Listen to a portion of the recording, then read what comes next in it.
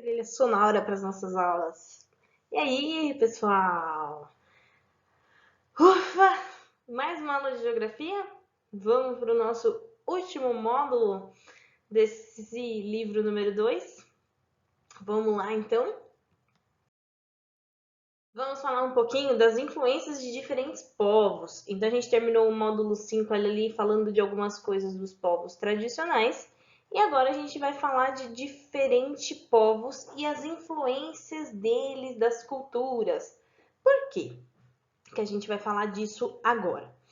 Da seguinte forma, assim como aqui no Brasil nós temos povos tradicionais, que é tradicional, professora? Continuou seguindo o rito do que eles faziam de geração por geração até os tempos atuais. Que são os povos indígena, ribeirinho, quilombolas, né? Os seringueiros, e entre outros, que são tradicionais porque estão desde que o mundo é mundo e se perpetuam com o tempo, ou seja, com o tempo eles foram passando de geração em geração e continuam. Nos outros países, eles também têm povos tradicionais dentro das culturas deles. E a gente viu que existe um negócio que chama imigração, né? A gente falou sobre isso, que é quando os outros povos vêm para os outros países. E aí eles acabam gostando daqui, morando. E aí coisas que eles aprenderam lá no país deles, eles fazem aqui no nosso. E a gente acaba gostando. Por exemplo, tem muitas pessoas que são brasileiros, né? Que nunca foram ao Japão, mas amam comer de paixão a comida japonesa. Como que a gente comeria comida japonesa se nós não tivéssemos, por exemplo, povos japoneses tendo vindo para cá? Então, olha a nossa pergunta ali, ó. Quem são essas pessoas que estão desembarcando no navio? Quando a gente olha ali na fotografia, tem alguns exemplos disso, ó. O chinês, a Alemanha, o Japão, aqui a Inglaterra, ó, que esse aqui, além deles terem as bandeirinhas mostrando de cada país, tem as características físicas, ó, que é o que a gente tanto está falando, de vestimenta, de fisionomia, de roupa, de cabelo, de rosto, que marcam as pessoas. Então, os ingleses, os soldadinhos, eles são conhecidos principalmente por conta desse uniforme que eles utilizam. Os japoneses, porque eles usam o kimono. Os chineses, por conta desse chapéu característico. Os alemães, eles usam muito bigode, né? E aí cada um tem sua característica. E olha os brasileiros recebendo eles aqui, né? E aí, olhando para cada um deles, já dá até para a gente imaginar a resposta aqui da segunda pergunta. Todos eles têm os mesmos hábitos? Ou seja, todos eles têm a mesma forma de se alimentar, todos eles falam a mesma língua, todos eles fazem tudo exatamente igual? Não, porque é muito parecido com o que a gente conversou ontem na aula de português. Se fosse todo mundo exatamente igual, ia ser muito chato, né? Então, a riqueza do nosso país, as coisas que a gente aprende e a gente cresce é justamente porque as pessoas elas são diferentes e elas trazem culturas diferentes. A gente aprende. A gente aprende a ouvir as músicas, a culinária, as danças, as vestimentas, né? E aí a gente aprende a conviver. Às vezes nós recebemos essas pessoas, mas às vezes nós somos as pessoas que vamos levar a nossa culinária. Porque às vezes quando a gente viaja, o nosso modo de cozinhar brasileiro é totalmente diferente do que essas outras pessoas estão acostumadas, por exemplo. E aí vem a pergunta: e você? Tem vivência, convive com algumas pessoas que vieram de algum outro país? Será? Então, aqui a gente vai falar da diversidade e cultura do Brasil, a herança de diversos povos. O brasileiro tem fama de ser um povo acolhedor. Como assim? A gente recebe muito bem. Tem lá seus pontos ruins, como qualquer povo, que era o que a gente discutiu bastante ontem, mas nós somos muito receptivos, a gente recebe pessoas de todo o país, porque o nosso território, ou seja, tudo que a gente ocupa, todos os nossos estados, ele é muito maior se comparado a todos os outros países. Então cabe gente aqui, ó, até não querer mais. Então, olha lá, o Brasil é um país muito grande com enorme diversidade cultural. Diversidade cultural é diversidade de povos, de culturas, japonesa, chinesa, holandesa, brasileira, italiano e por aí vai. Ele não é formado por apenas um povo, mas por vários povos que se encontraram e se agruparam e construíram sua cultura, suas tradições e seus costumes nesse território. Por exemplo, a gente mora no Brasil, mas tem um lugar aqui em São Paulo que chama Bairro da Liberdade. Ele é conhecido por ser um bairro tradicional japonês. Se você for lá, eles se agruparam. Então, quer dizer, a maior parte da concentração de pessoas ali são japonesas. E aí eles têm toda a característica da rua, dos restaurantes, né? As pessoas que você acaba encontrando ali são maioria de característica japonesa. Eles vieram para cá, tem um lugar, construíram as coisas deles, então a gente sabe, se eu quero comer uma comida japonesa, se eu quero achar alguma coisa japonesa, eu vou nesse bairro. E assim acontece com os italianos, com os outros povos, tá? Esse foi só um exemplo mais próximo. E aí tem os povos indígenas, ó, os portugueses que vieram para o Brasil a partir da colonização, e os africanos trazidos para trabalhar nas lavouras e nas minas eram os grupos principais que formavam a população brasileira até o final do século XIX. No início do século XX, depois desse período, vieram para o Brasil pessoas de várias partes do mundo, como os espanhóis, os italianos, os alemães, japoneses, árabes e muitos outros. Assim, o povo brasileiro é formado por uma miscigenação. Ai, eu não sei o que é isso, professora. Olha o glossário explicando pra gente o que é essa palavrinha. Miscigenação é a mistura de vários povos. Então, misturou indígena com italiano, italiano com alemão, alemão, filho do alemão com indígena, e assim foi. A gente é uma mistura. Todos trouxeram diferentes formas de se alimentar, falar, de se vestir, de se misturar os hábitos, culturas, do que já viram aqui. Também trouxeram elementos relacionados às artes, às danças, às músicas, religião e crenças, o que colaborou para a diversificação da cultura e dos costumes brasileiros. Então, isso aqui é muito legal. A gente tem várias coisas para aprender além do Brasil. E aqui fala que em história a gente viu algumas diferentes formas disso, da contribuição dos portugueses, né, que é o estilo colonial das casas, as pinturas, tudo isso que eles contribuíram para a gente e a gente herdou. E aí vem aqui algumas perguntinhas que você pode responder aqui do lado mesmo, ou se não couber, pega uma folha, responde ela e depois grampeia aqui, tá? Quais foram os povos principais da formação brasileira? Então, aqui, ó, quem que estava aqui? Primeiro, os indígenas. Quem chegou depois? Portugueses. Quem veio para cá obrigado, sendo o terceiro povo? Os africanos. Então, ó, esses três são os principais responsáveis pela formação do povo.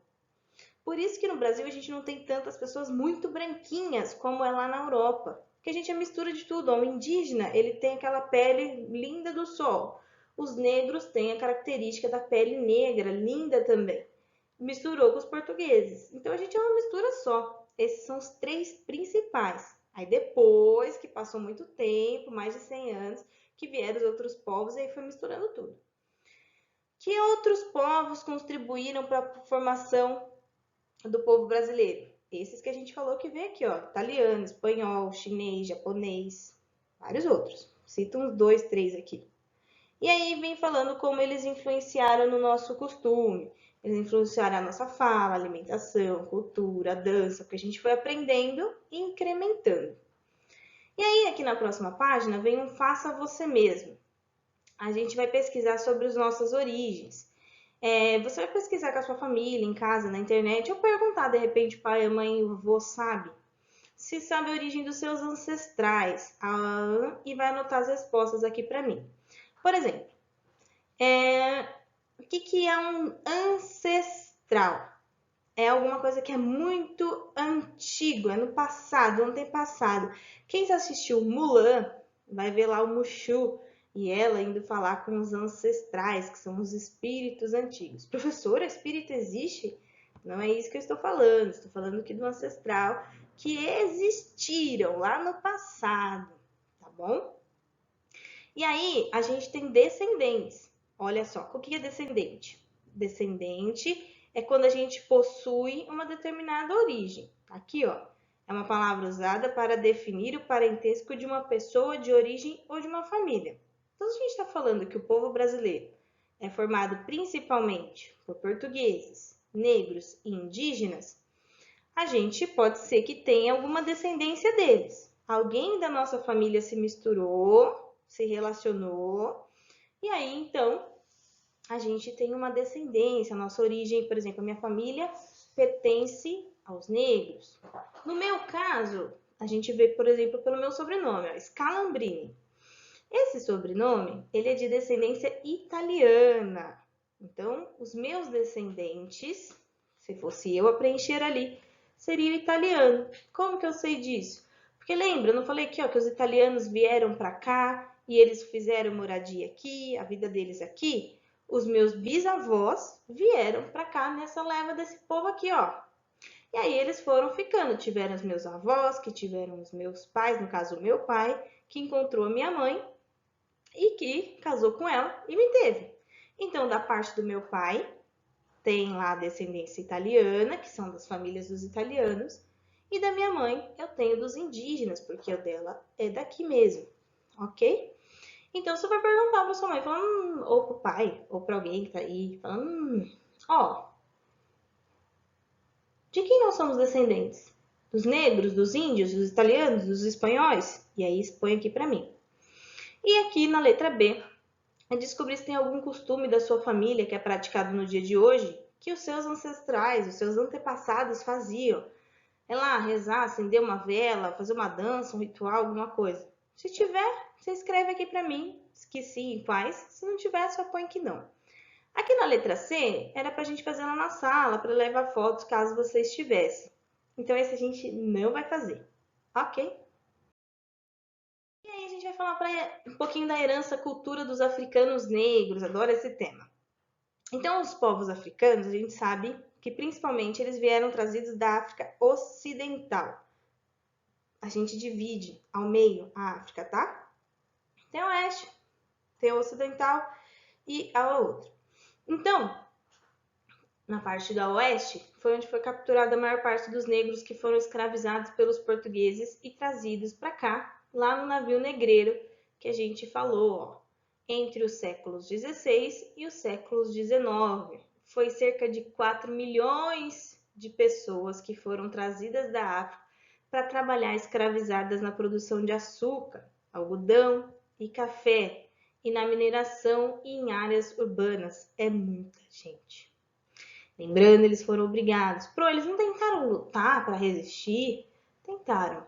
Só que nós, os brancos, no caso os homens brancos, portugueses, franceses da época, eles tinham armas de fogo. E os negros não tinham, né? Então eles tentaram resistir, mas tinha uma hora que não tinha como. E aí ele aqui, ó, essa fotografia é de um exemplo do navio negreiro. Então foi pintada por Rugendas em 1830. Isso aqui é um exemplo ainda bom do que era, tá? Só que era muito pior. Olha eles acomodados aqui, jogados no chão, com pouca roupa. Eram condições bem ruins. Aí vem a pergunta aqui, que o quadro acima é de um pintor chamado João Maurice Rugendas, que retrata o navio negreiro.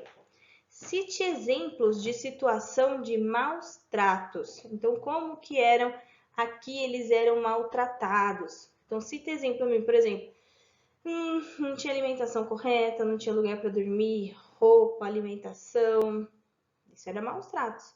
E as outras coisas que a gente já conversou e você vai completando aqui. Aí, a turma da Eleva decidiu pesquisar alguns costumes africanos na cultura brasileira, coisas que eles trouxeram e a gente aprendeu e continua fazendo até hoje.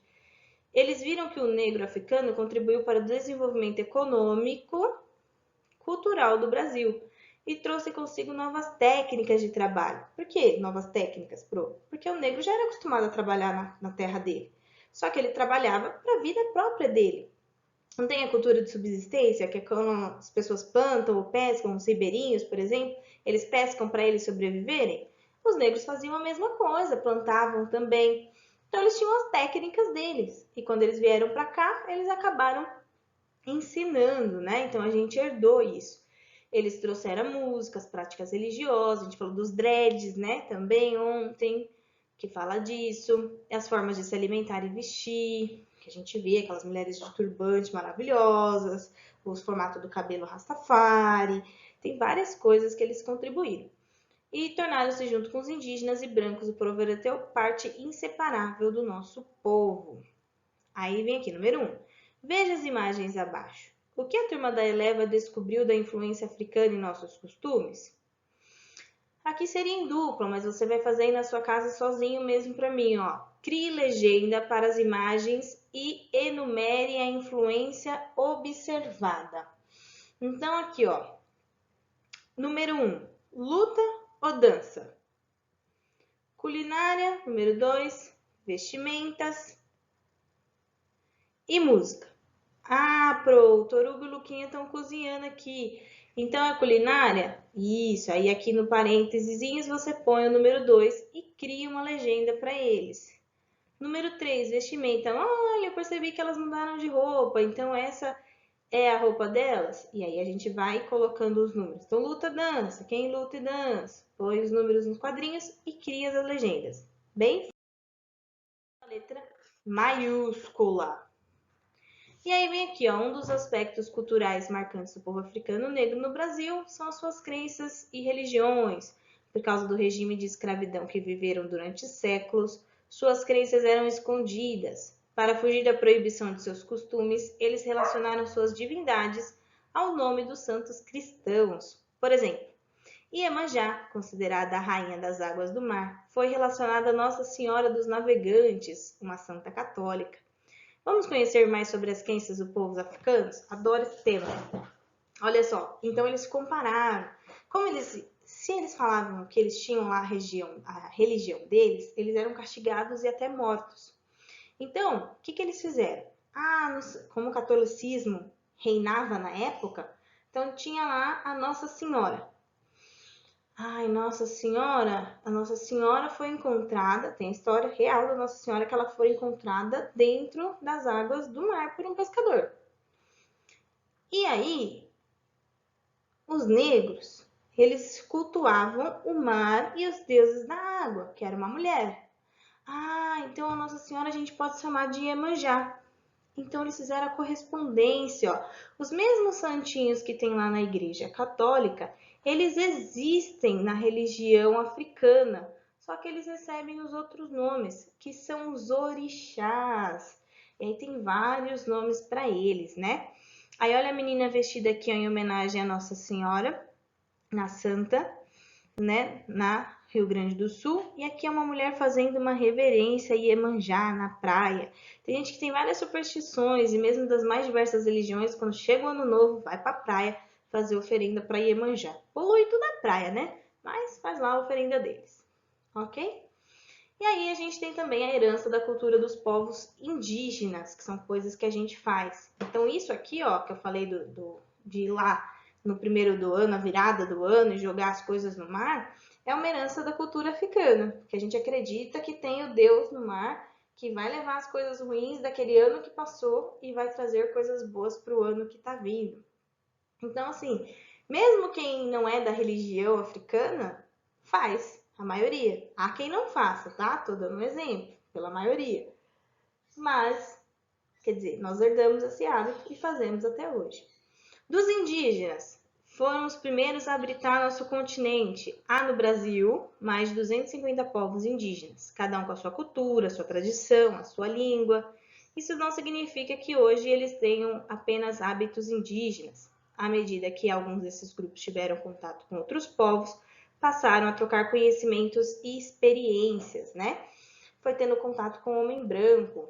Então, quando eles vêm dar palestra, contar sobre as culturas deles, por exemplo, igual teve o ano passado na escola, eles assumem as características próprias da cidade. Então, se de repente em alguma das tribos eles andam nus, aqui eles vão vestir roupas, como foi o caso.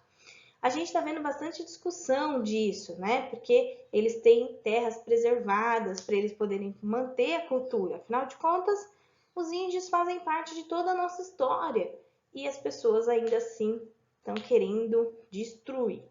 Mas vamos lá. Crie uma legenda para cada imagem apresentada, explicando os hábitos apresentados. Então aqui, ó, tem um indígena pintando ela. É o hábito que eles têm. Então você vai escrever uma legenda para mim aqui. E aqui são os artesanatos que eles fazem. Então você cria uma legenda para mim aqui.